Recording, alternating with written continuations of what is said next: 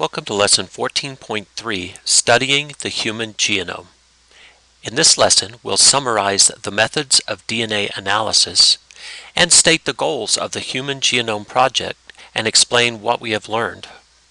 Since discovering the genetic code, biologists dreamed of a time when they could read the DNA sequences in the human genome. For many years, that seemed impossible because DNA is a huge molecule.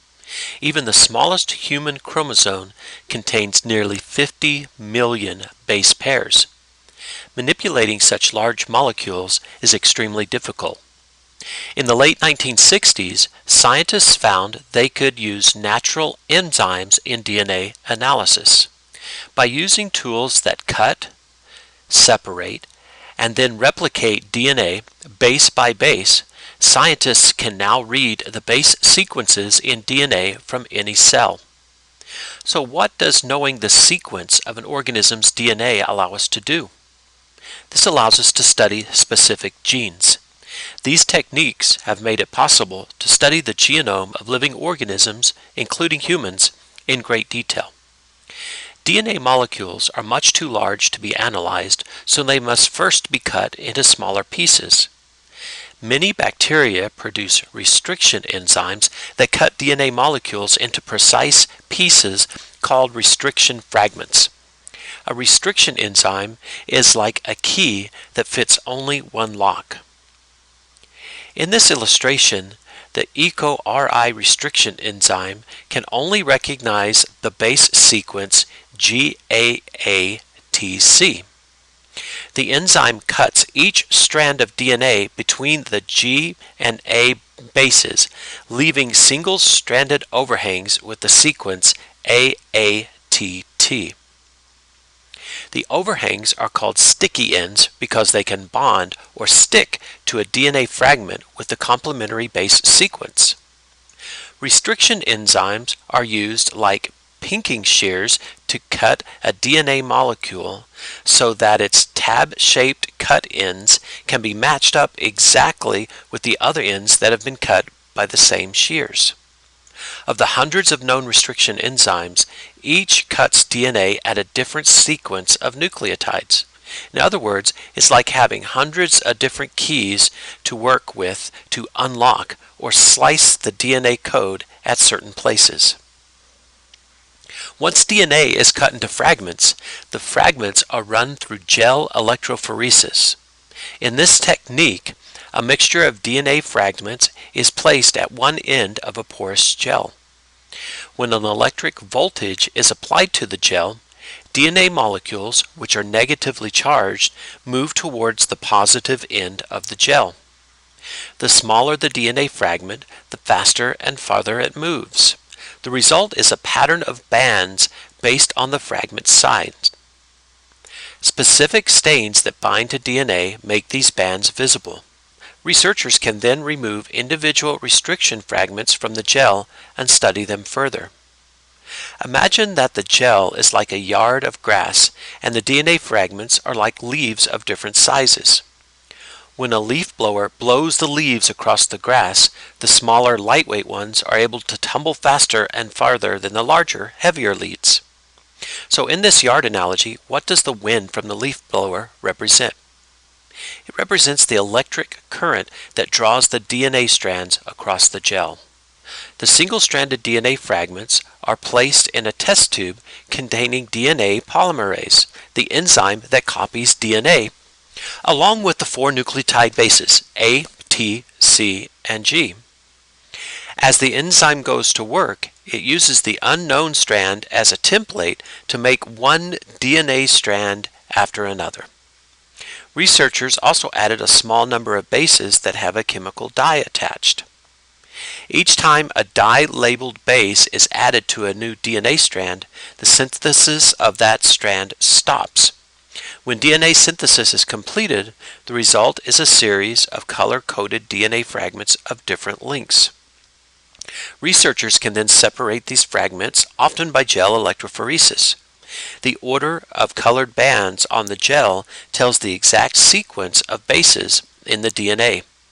When gel electrophoresis is used to separate the fragments, scientists can read the DNA sequence directly from the cell. The entire process can be automated and controlled by computers, so that DNA sequencing machines can read thousands of bases in a matter of seconds. The Human Genome Project was begun in 1990 and completed in 2002. Some of the goals included sequencing the genomes of model organisms to interpret human DNA, developing technology to support the research, exploring gene functions, studying human variation, and training future scientists. The basic sequencing method just explained in the previous slides can analyze only a few hundred nucleotides at a time. How can the huge amount of DNA in the human genome be sequenced quickly? First, researchers must break up the entire genome into manageable pieces. By determining the base sequences in widely separated regions of a DNA strand, they can use the regions as markers. The markers make it possible for researchers to locate and return to specific locations in the DNA. Once researchers have marked the DNA strands, they can use the technique of shotgun sequencing. Shotgun sequencing rapidly sorts DNA fragments by overlapping base sequences. The term shotgun sequencing is an analogy to the random pattern that shot makes when fired from a shotgun. Once researchers have marked the DNA strands, they can use the technique of shotgun sequencing. Computer programs take the sequencing data, find areas of overlap between fragments, put the fragments together by linking the overlapping areas, then aligning these fragments. Reading the DNA sequence of a genome is not the same as understanding it. Much of today's research explores the vast amount of data from the Human Genome Project to look for genes and the DNA sequences that control them. By locating sequences known to be promoters, binding sites for RNA polymerase, scientists can identify many genes. Shortly after a promoter, there is usually an area called an open reading frame, which is a sequence of DNA bases that will produce an mRNA sequence. A typical gene has several DNA sequences that can serve as locators and help identify genes. These include the promoter, sequences between introns and exons, and the start and stop codons. Copies of the human genome DNA sequence and those of many other organisms are now freely available on the Internet. Online computer access enables researchers and students to browse through a database of human DNA and study its sequence. Additionally, more data from the human genome and the genomes of other organisms are added to these databases every day. Assembling the bits and pieces of the human genome would have been impossible without sophisticated computer programs that could recognize overlapping sequences and place them in the proper order. Also needed were immense databases where such information could be stored and retrieved. Without the tools of bioinformatics, the wealth of information gleaned from the Human Genome Project would hardly be useful. Bioinformatics also launched a more specialized field of study known as genomics, the study of whole genomes, including genes and their function. What information did scientists find surprising about the human genome? Well, chromosomes have large regions that may contain very few genes. Only about 2% of the human genome encodes instructions for the synthesis of proteins.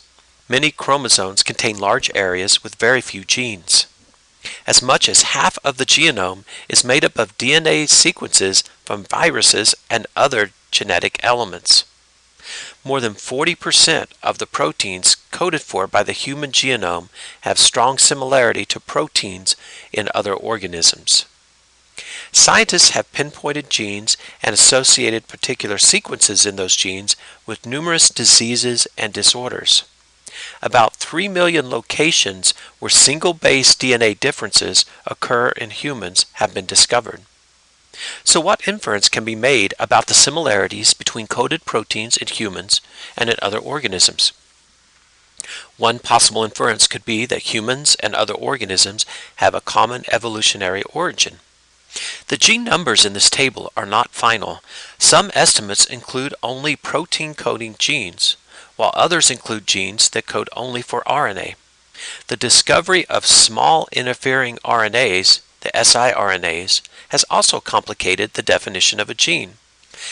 Data gained from the Human Genome Project has raised many legal and ethical questions.